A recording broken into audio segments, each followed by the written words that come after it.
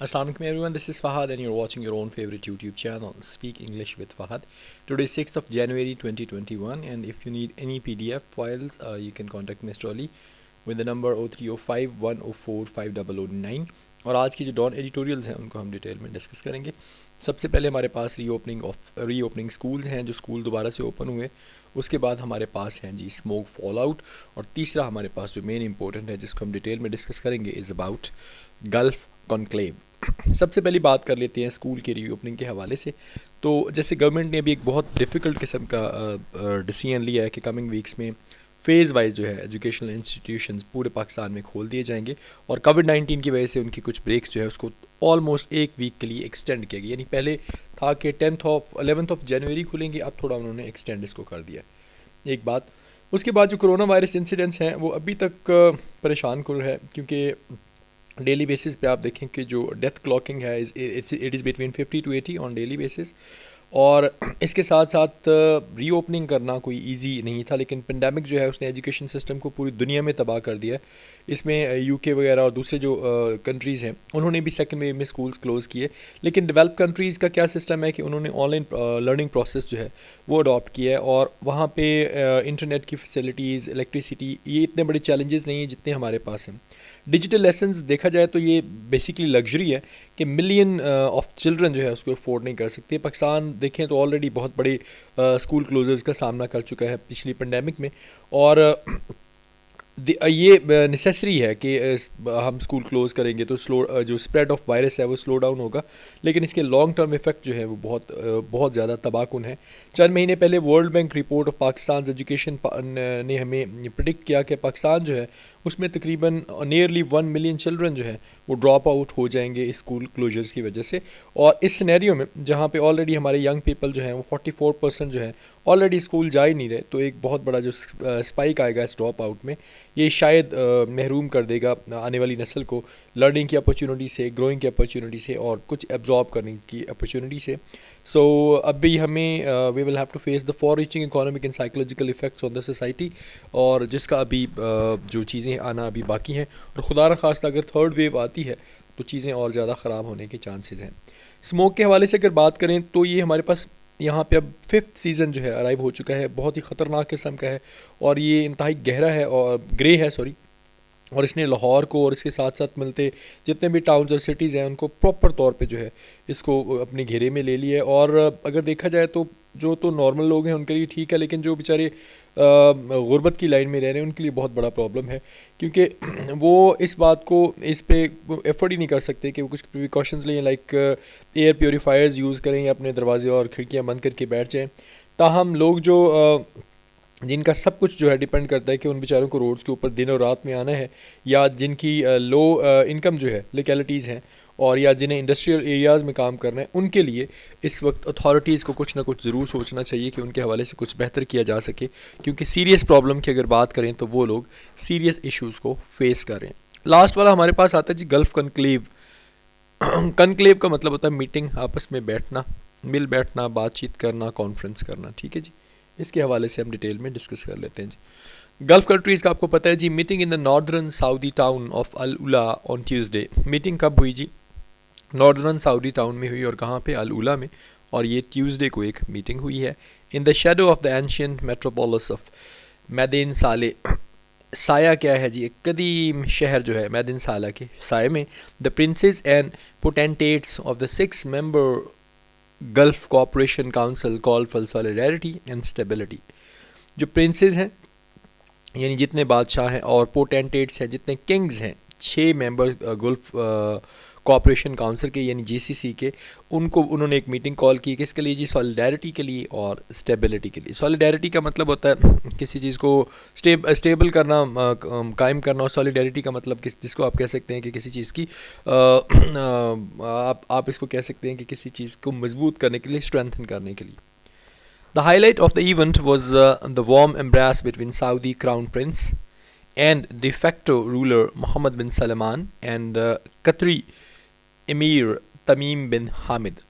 इस जो ये जो इवेंट हुआ है, ये जो वाक़या हुआ है, इसकी जो हाईलाइट है वो क्या थी कि वाम बड़ी गर्म जोशी के साथ इन्होंने कबूल किया एक दूसरे को मिले। कि कौन कौन जी?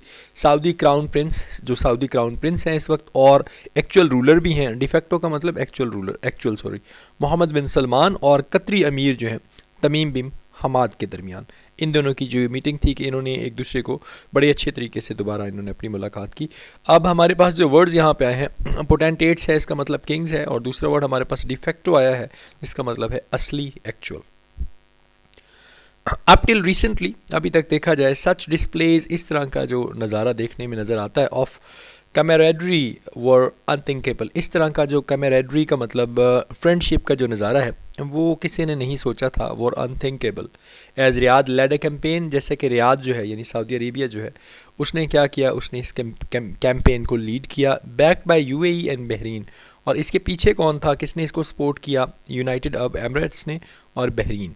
टू आइसोलेट दोहा, दोहा को आइसोलेट करने के लिए, holding up a charge sheet of lengthy transgressions committed by Qatar, जिन्होंने एक बहुत बड़ी चार्ज शीट जो है, लंबी चार्ज शीट जो है, यानी इल्ज़ामात की एक लिस्ट या उन मामलात की लिस्ट एक रखी हुई थी, ट्रांसग्रेशंस की, ऑफेंसेस की, यानी जो उन्होंने उनके साथ नहीं चले, कमिटेड बाय कतर, जो किसने किए थे जी?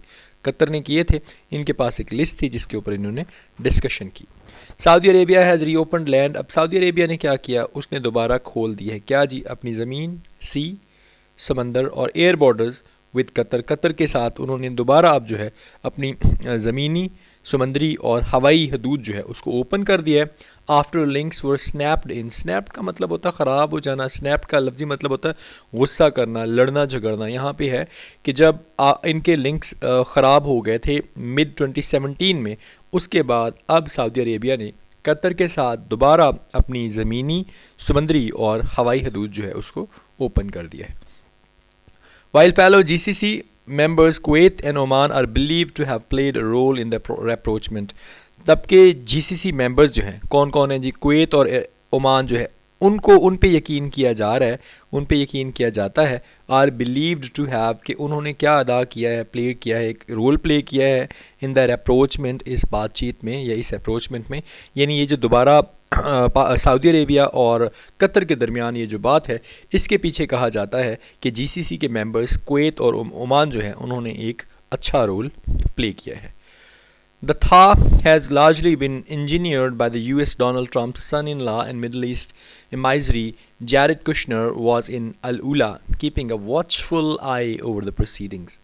ये जो था कहते हैं बर्फ़ के पिघलने को, डीफ्रॉस्ट होना ना। अब ये जो इनमें आपस में सख्तियाँ थी, वो जो बहुत ज़्यादा गुस्सा था, उसको पिघलाने के अंदर हैज़ लार्जली इंजीनियर्ड बाय, इसको बहुत बड़े पैमाने पे किसने इसको परफॉर्म किया है, इसके पीछे किसका हाथ है? यूनाइटेड स्टेट के डोनाल्ड ट्रंप के सन इन लॉ यानी दामाद का, और मिडल ईस्ट के एमाइजरी का यानी मिडल ईस्ट के एम्बेसडर जैरेड कुशनर का। ठीक है, वो कहाँ पे था जी? वो अल-उला में था।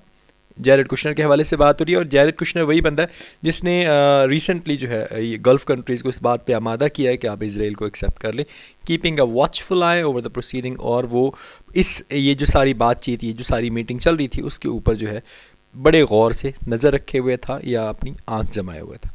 सो यहाँ पे हमारे पास जो वर्ड्स आए हैं, पहला वर्ड तो हमारे पास आया कैमराडरी, इसका मतलब है फ्रेंडशिप, दोस्ती। ट्रांसग्रेशंस का मतलब ऑफेंसेस, झगड़े। था का मतलब है बर्फ़ का पिघलना यानी डीफ्रॉस्ट होना या मामलात का पहले से बेहतर होना। While the detente is a positive development, लेकिन अगर देखा जाए तो ये ईजिंग ऑफ हॉस्टेलिटी जो है, ये जो लड़ाई का ख़ात्मा है, यानी ये जो ये स्पेशली डिटेनिटी इस्तेमाल होता है दो कंट्रीज़ के लिए, ये दो ममालिक के दरमियान ये जो बुरे हालात का या सख्त हालात का ख़ात्मा है, ये एक पॉजिटिव डेवलपमेंट के तौर पे लिया जाता है। Questions remain over the intentions, लेकिन सवालात अभी भी जो हैं वैसे के वैसे हैं इंटेंशंस के ऊपर के इसके मकासद क्या है। अगर तो if the motive is to improve regional relations, अगर तो मकसद है कि हमने हमारे जो इलाकाई रिलेशंस हैं उनको बेहतर करना है by adhering to the principle of Gulf solidarity, यानी गल्फ सॉलिडारिटी जो है उसके कवानीन के मुताबिक हमने क्या करना है, अगर तो हमने दोनों कंट्रीज़ के हालात को बेहतर करना है, then the move should be welcome, फिर तो ये जो कदम लिया गया है इसको वेलकम किया जाना चाहिए। However, ताहम, if the alliance is being nudged to form a united front to confront Iran, लेकिन अगर ये जो इत्तेहाद है, ये जो अलायंस है, इस बीइंग नज्ड, ये बनाया जा रहा है, पोक किया जा रहा है टू फॉर्म बनाने के लिए यूनाइटेड फ्रंट के हम लोग एक जो है इत्तेहादी फ्रंट बना सकें टू कन्फ्रंट ईरान, ईरान से झगड़ने के लिए, then there would be reasons to worry. तो फिर इसके बाद यहाँ पे परेशान होने की वजह बिल्कुल सामने है। कहते हैं कि जी अगर तो ये अलायंस सिर्फ और सिर्फ इसलिए, इत्तेहाद इसलिए बनाया जा रहा है कि हम ईरान का मिलकर मुकाबला करेंगे, तो फिर ये जो बात है ये परेशानी के काबिल है। स्पीकिंग एट द सेरेमनी, एक सेरेमनी में बात करते हुए, ख़ताब करते हुए, the Saudi crown prince reinforced, Saudi crown prince जो हैं उन्होंने ज़ोर दिया the need for unity to confront the Iranian regime's plans for sabotage and destruction. उन्होंने इस बात के ज़ोर दिया कि हमें इत्तेहाद रहना है ताकि हम ईरान से झगड़ सके। क्या जी, ईरानियन जो रिजाइम्स है, ईरान का जो दौर है, प्लान्स फॉर सैबोटैज एंड डिस्ट्रक्शन, जिसका प्लान क्या है कि तबाही की तरफ जाना और बर्बादी की तरफ। सैबोटैज रैक है और डिस्ट्रक्शन भी रैक ही होता है जी। It should be noted that, इस बात को नोट किया जाना चाहिए that one of the Riyadh's major complaints के रियाद जो है, जो सऊदी का दारुल हुकूमत है, उसकी बड़ी कंप्लेंट्स में से अगेंस्ट दोहा, जो दोहा के ख़िलाफ़ हैं, वॉज दैट, वो क्या थी, the letter was moving closer to Iran and Turkey, कि वो तुर्की और ईरान से कुर्बत में जा रहा था, यानी वो तुर्की और ईरान के साथ मिल रहा था। दोहा यानी कतर के साथ जो सबसे बड़े सऊदी अरेबिया के प्रॉब्लम्स थे वो भी यही थे। Both states major rivals of the Arab bloc for regional influence, और ये दोनों स्टेट्स जो हैं, ईरान और तुर्की जो हैं, ये क्या हैं, ये मेजर राइवल्स हैं, बड़े मुखालिफ हैं अरब ब्लॉक के फॉर रीजनल इन्फ्लुएंस, इलाकाई इन्फ्लुएंस के लिए, तासुर के लिए। ये सऊदी अरेबिया के दो बहुत बड़े राइवल्स हैं जिसमें ईरान और तुर्की आता है। अब यहाँ पे कुछ वर्ड्स देख लेते हैं अगर कुछ है तो। नज्ड है पोक करना जी, प्लान करना, सैबोटैज, सैबोटैज का मतलब है रेक, तबाही, बर्बादी, और डिस्ट्रक्शन भी यही है। अच्छा, moreover the establishment of relations between the UAE and Bahrain with Israel has also complicated matters। ताहम तो इस्टेब्लिशमेंट हुई है ये रिलेशंस की, ये जो रिलेशंस बने हैं यूनाइटेड अरब एमिरेट्स और बहरीन के दरमियान, किसके साथ जी, इज़राइल के साथ, हैज़ ऑल्सो कम्प्लिकेटेड मैटर, इसने भी मामलात को और कम्प्लिकेट कर दिया है और ज़्यादा सख्त या ख़राब कर दिया है। अब ये भी प्रेजेंट परफेक्ट है। Considering Tehran long standing opposition to Tel Aviv, अगर कंसीडर किया जाए तो तेहरान जो है, तेहरान की लॉन्ग स्टैंडिंग बड़े अरसे से अपोजिशन है तल अवीव के ख़िलाफ़।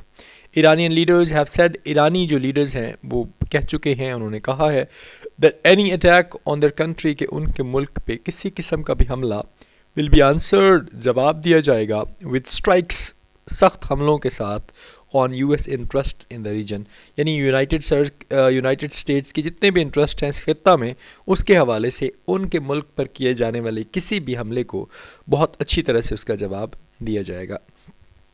Most of the Gulf monarchies host American military bases of various descriptions। ज़्यादातर जो गल्फ़ monarchies हैं, ये गल्फ़ की जो किंगडम्स हैं, वो क्या करते हैं, वो अमेरिकन मिलिट्री बेसिस जो हैं मुख्तलिफ डिस्क्रिप्शंस के साथ उनको होस्ट करते हैं या उनकी मेज़बानी करते हैं। अच्छा, इसमें मैं वर्ड सॉरी देख लूँ, इसमें monarchies आया है, किंगडम्स को कहा जाता है जी। अच्छा, एल्सवेयर इन द गल्फ, इसके अलावा गल्फ में Iran has started to enrich uranium to 20%। ये पिछले दिनों में भी हमने पढ़ा है कि ईरान ने स्टार्ट कर दिया है कि अपने यूरेनियम जो है उसको वो 20% और बढ़ाएगा। While it has also seized a South Korean vessel in the Strait of Hormuz for causing pollution, और while it has also seized, उसने इसके साथ साथ बंद भी कर दिए एक साउथ कोरियन वेसल कहा जाता है साइड, किसी भी गली को, किसी भी तरफ को, इन द स्ट्रेट। ये जो स्ट्रेट है ना, इस स्ट्रेट का लफ्ज़ी मतलब होता है दो समंदर हैं, ठीक है। फॉर एग्जांपल एक ये समंदर है और एक यहाँ पे ये समंदर है, ठीक है। और इन समंदरों को कोई अगर तंग सी चीज़ जो है पानी की, यानी पानी का जो बहाव है, छोटा सा कोई बहाव जो है इन दो समंदरों को कनेक्ट आपस में करता है, तो उसको हम क्या कहेंगे, स्ट्रेट कहेंगे। और इसका मतलब क्या होता है जी, सी कनेक्टर। वो कहते हैं जी हॉर्मूज के अंदर जो इनका सी कनेक्टर है, जो एक स्ट्रेट है, इसने साउथ कोरिया साइड से इसने वो भी बंद कर दिया है, और उसने कहा है कि ये जो है जी पोल्यूशन कॉज कर रहा है, तो इसलिए हम इसको बंद करें। अपेरेंटली वाज़िया तौर पे the Iranians are not happy, ईरानी जो हैं वो खुश नहीं हैं, with Seoul freezing billions of dollar of Tehran's fund in the bank, जिसमें सीओल ने क्या कर दिया है, बिलियंस ऑफ डॉलर जो है वो सीज़ कर दिए हैं तेहरान के फ़ंड के अपने बैंक्स में। एक तो इस बात से भी वाज़ह तौर पे ईरानियन खुश नहीं है, क्योंकि सीओल जो है उसने तेहरान के जो फंड्स थे बिलियन ऑफ डॉलर्स के, उनको फ्रीज़ कर दिया है। Considering all of the above variables, इन सारे जो हमने ऊपर डिस्कस किए हैं इनको कंसीडर, वेरिएबल्स को कंसीडर करते हुए, the situation in the gulf is highly delicate, जो इस वक्त हालात हैं गल्फ़ के अंदर वो बहुत ही ज़्यादा नाजुक हैं, डेलिकेट हैं। Any attempt by the Trump administration, यानी ट्रंप एडमिनिस्ट्रेशन जिसके कुछ दिन रह गए उसकी तरफ से ली हुई किसी किस्म की कोई भी अटैम्प्ट, कोई भी कोशिश जो है, और इट्स लोकल क्लाइंट इसराइल, या इसका जो लोकल क्लाइंट इसराइल है उसकी तरफ से ली हुई कोई भी अटैम्प्ट जो है टू कन्फ्रंट ईरान मिलिट्री, कि वो ईरान मिलिट्री के ऊपर कोई हमला करें, कोई झगड़ा करें, is likely to have catastrophic result, तो इसके जो रिज़ल्ट्स होंगे वो इंतहाई ज़्यादा खौफनाक और कैटास्ट्रॉफिक ख़तरनाक हो सकते हैं। While the US is clearly the superior military power, अगर आप देखें हैं तो यूनाइटेड स्टेट जो है वो वाज़ह तौर पे एक सुपीरियर मिलिट्री पावर है। Iran has mastered asymmetrical warfare tactics in the region, जबकि ईरान जो है उसने अनइवन किस्म के लड़ाई के जो तौर तरीके हैं उनमें उसने उसमें उन्हें बहुत ज़्यादा सक्सेस है, उसमें उनकी महारत जो है बहुत ज़्यादा हो चुकी है। देयरफॉर ताहम instead of beating the drums of war, बजाय इसके कि हम कहें कि जी हम जंग करने जा रहे हैं, the Arabs in Iran must adopt the path of dialogue to create a modus vivendi in the mid east. अब मैंने इसको हाईलाइट नहीं किया, मैं कर देता हूँ, I am sorry for that, actually some time I forgot ना to highlight some certain words, मैं इसको भी हाईलाइट कर देता हूँ। ये मूडस विविंडी जो है ये कंप्लीट एक वर्ड, अच्छा मैं दोबारा पढ़ता हूँ जी। अरब और ईरान, अच्छा इस बजाय इसके कि हम कहेंगे ये कहेंगे जी हमने जंग करनी है, अरब्स जो है और ईरान जो है इन दोनों को मिल के जो है एक बातचीत का रास्ता इख्तियार करना चाहिए। Must adopt a path of dialogue to create a modus vivendi. Modus vivendi का मतलब होता है दो कंट्रीज़ के दरमियान सुलह करना, या दो कंट्रीज़ के दरमियान लड़ाई या लड़ाई झगड़ा या जो भी इस तरह के जंग के मामलात हैं उनको ख़ात्मा करना डायलॉग करके, ठीक है। कहना ये चाह रहा है कि अरब और ईरान बजाय इसके कि वो ढोल पीटें कि हमने जंग करनी है, उन्हें एक मिड ईस्ट में रह के एक अच्छा जो है अच्छे तरीके से बातचीत का कोई हल निकालना चाहिए। होपिंग फॉर अमेरिकन इंटरवेंशंस, अगर इस बात पे उम्मीद की जाए कि अमेरिकन इसमें मदाखलत करेंगे, और giving Israel conduit in the Gulf, कि शायद इसराइल को जो है गल्फ़ में, ग्रूव का मतलब होता है एक छोटी सी नाली, एक छोटा सा रास्ता देना, या उसमें किसी चीज़ को शामिल करेंगे इसराइल को गल्फ़ में, will bring nothing good to this volatile region. तो अगर ऐसा हुआ तो इस कुछ भी अच्छा जो है इस ऑलरेडी टेंस रीजन में नहीं ला पाएंगे। यानी अगर इस तरह की कोई भी हरकत की जाती है अमेरिकन से, या उसके जो साथ इसराइल है उसके साथ कोई भी इस तरह की हरकत की जाती है कि गल्फ़ कंट्रीज़ में वो इसराइल जो है उसके थ्रू किसी किस्म की कोई जंग या इस तरह का कोई कॉन्फ्रंटेशन करता है, तो इस ऑलरेडी टेंस इलाके के अंदर हालात जो हैं वो और ज़्यादा बदतर हो जाएंगे। होप सो आपको आज का एडिटोरियल समझ आ गया होगा। अपना बहुत ज़्यादा ख्याल रखें। Keep liking and subscribing my channel. Assalamu alaikum. Allah Hafiz.